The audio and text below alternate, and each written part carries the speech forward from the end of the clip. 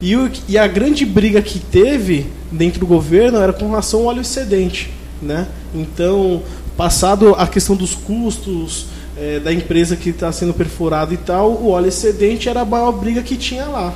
E aí a gente vê que a média dos outros países é acima de 80%, 90% óleo excedente que fica para o Estado, e o que estava sendo proposto lá no Congresso Nacional era que ficasse 40% só para o Estado. A proposta do André Figueiredo era de 60%. Não, mas isso é o que foi aprovado. Ficou aprovado com 40%. 40%, mas Isso. O que isso significa 2014? Quanto é que vai entrar concretamente de royalties do petróleo para 2014? Você tem uma ideia? 2014 vai entrar muito pouco, não vai chegar na casa de 5 bilhões, de 20 milhões, porque a maior parte do petróleo extraído vai começar em 2015, 2016 e tal, né?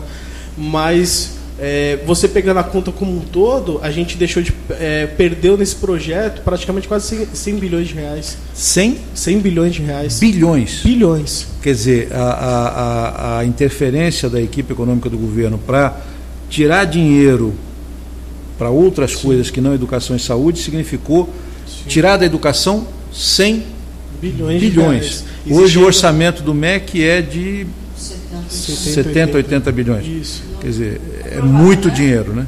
Muito dinheiro. Inclusive, existia uma equipe técnica da Câmara dos Deputados que informava isso. Ó, se vocês aprovarem a lei dessa medida, a gente vai perder tantos bilhões na educação. E mesmo assim, o projeto de lei só foi passado porque quando discutiu essa questão do óleo excedente. Na hora que falou, não, volta para os 40, aí todo mundo aceitou o projeto do jeito que estava. Porque a maior briga era isso daí, era 100 bilhões a mais ou a menos. Bom, então nós podemos dizer que 2013 foi para a juventude, para os estudantes universitários, para quem está, inclusive hoje é secundarista, mas vai fazer universidade daqui a pouco, foi um ano de conquistas importantes. Quer dizer, foi conquistado o congelamento do preço dos transportes, não é isso? Foi conquistado os royalties do petróleo, não tanto quanto era a ideia inicial, mas muito mais do que aquilo que o governo pretendia dar. E houve também a conquista da meia entrada, não é isso? Na cultura. Como é que foi essa batalha? Conta um pouquinho, Michele, que foi na tua gestão também, né? Foi na minha gestão. Na verdade, o final já não era mais a minha gestão, mas eu continuei acompanhando. Bom, primeiro, a minha entrada estudantil é uma conquista histórica do movimento estudantil brasileiro, é algo que garante o acesso à cultura, garante a formação, ajuda na formação do estudante e tudo mais. Em 2001, uma manobra clara do governo Fernando Henrique para desgastar as entidades estudantis e quebrar aquilo que era a sua coluna vertebral de fonte de financiamento, que era as carteirinhas de estudante.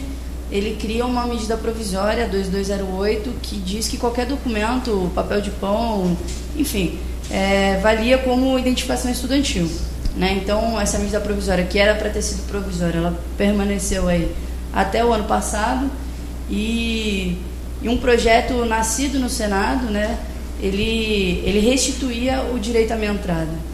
E depois de muita briga, de muita gente lutar, fazendo muita manifestação dentro do Congresso mesmo, a gente conseguiu garantir a retomada desse direito histórico. Então, a partir desse ano, só entra na cinemas, teatros, estádios de futebol, aqueles estudantes que de fato são estudantes, né? Então, que tem a sua carteirinha da sua entidade.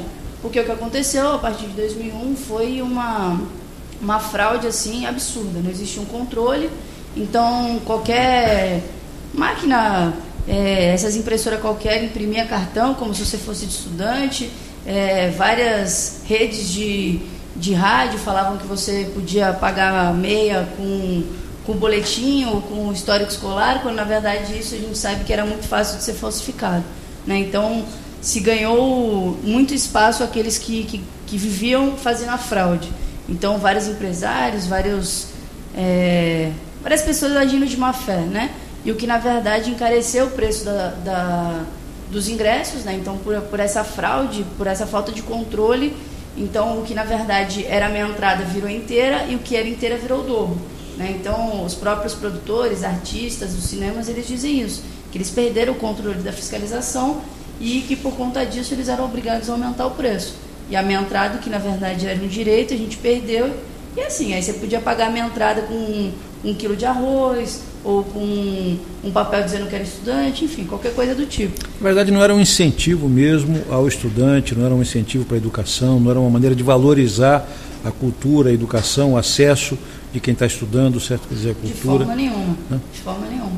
E aí foi sancionado no final do ano, finalmente, depois de tantos anos brigando entre Senado e Câmara e Senado, a presidente Dilma sancionou, e uma redação clara, objetiva, que garante, de fato, o acesso à minha entrada para os estudantes. Então, 2013 foi um ano de vitórias para a juventude, de conquistas importantes. Começou quente nas mobilizações de transporte, depois avançou na questão da conquista dos royalties para a educação, avançou no acesso à cultura, garantindo a carteira de estudante, o meio ingresso, não é isso?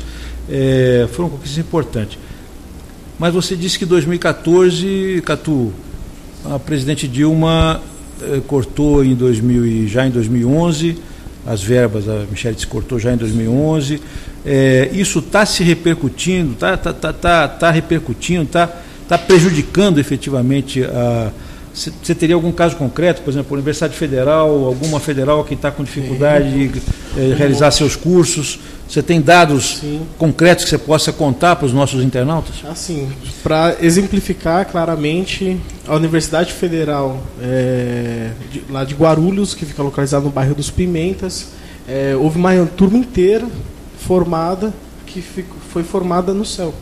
Foi formada numa escola. Ela estudou... Não tinha uma estrutura própria. O CEL é uma estrutura boa, mas para a juventude secundária, né? Para o estudo secundário. A universidade exige laboratórios, exige formação técnica, exige uma estrutura biblioteca, uma estrutura diferente. Para você ver como foi assim grave, a gente está falando assim, a Universidade Federal de Guarulhos, não é do outro exemplo, a Universidade Federal do Rio de Janeiro, que é super conhecida, uma das melhores... A primeira universidade nacional, a Universidade Federal do Brasil. E os estudantes de Macaé que passaram no curso de medicina, eles tiveram que voltar para a cidade universitária, porque lá a estrutura de Macaé não tinha nenhum laboratório, não tinha as condições para os alunos ter... os laboratórios ficavam assim, estocados assim nos corredores. Então, não tinha como continuar o curso lá. E aí, para a forma que eles conseguiram pegar a sua prática, eles tiveram vir para a cidade universitária, que é um pouquinho longe, e para conseguir continuar todos os seus estudos normalmente. Então, a gente tem vários casos. Você atribui essa paralisia, esse congelamento nos investimentos, né? Que acabou prejudicando os campos que estavam sendo construídos e os estudantes que estavam sendo colocados nesses campos já para estudar, iniciar os seus estudos. 4 anos de governo da Dilma, já estamos praticamente iniciando o último ano, efetivamente prejudicou a formação desses estudantes que estavam aguardando essa infraestrutura chegar, e essa infraestrutura não chegou pelo corte de recursos que foi realizado durante o período do governo da presidente Dilma. Por que cortaram os recursos, Catu? Porque é o seguinte, a gente sabe que boa parte desses recursos está sendo desviado de fato para o superávit primário, e a solução que o governo enxerga hoje é que hoje o ensino privado ele é fundamental para o desenvolvimento do país.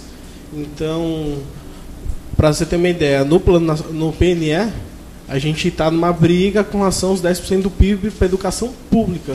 E o governo fala não. Porque se a gente priorizar o público, a gente vai cortar o ProUni, a gente vai ter que cortar o Ciências Sem Fronteiras, a gente vai ter que cortar o investimento para as obras federais. Mas o Ciências Sem Fronteiras não é uma coisa que o estudante tem interesse em... Acho que, assim, o Ciências Sem Fronteiras, inicialmente ele pode até ser um projeto muito bom, né? O problema é que é o seguinte, a maior parte dos cursos que estão sendo fornecidos são universidades que são piores que a nossa, né? Então, você não vai para o Ciências Sem Fronteiras para estudar em Harvard, para estudar em Coimbra, nessas grandes universidades do país. Você vai estudar em Unisquina também. E fora que o seguinte, o período que o estudante fica, existe um negócio chamado graduação sanduíche. Ela vai de 3 meses, podendo chegar até 1 ano. Então é o seguinte, para quem já fez intercâmbio e tal, para um estudante que vai para uma área mais específica, né, que tem aquelas regras, aquelas normas técnicas, e você ter que estudar em uma outra língua, você ficar 3 a 6 meses... 3 a 6 meses é para você aprender a língua, né? Para você conseguir se relacionar com a universidade, conhecer a universidade. Quer dizer, no que você está conhecendo, você já está saindo, já está voltando para casa, porque já acabou a sua formação. Então é um tapa-buraco. Nós estamos pagando caro para fomentar um ensino particular fora e com baixo nível de aproveitamento. É isso que você está dizendo? Se esse recurso fosse utilizado, por exemplo, para fortalecer a formação das universidades federais, o rendimento teria sido melhor? Sim, esse primeiro projeto com a Ação Ciências Sem Fronteiras foi destinado a 4 bilhões de reais. A gente fez um estudo lá na Uni que o custo de todas as universidades federais do país está por volta de 16 bilhões. Todas as universidades federais do país são quantos alunos? A gente está falando em torno de 800 mil alunos. 800 mil alunos. Mais ou menos. E o Sem Fronteiras? O Sem Fronteiras, ele acho que está programado em 100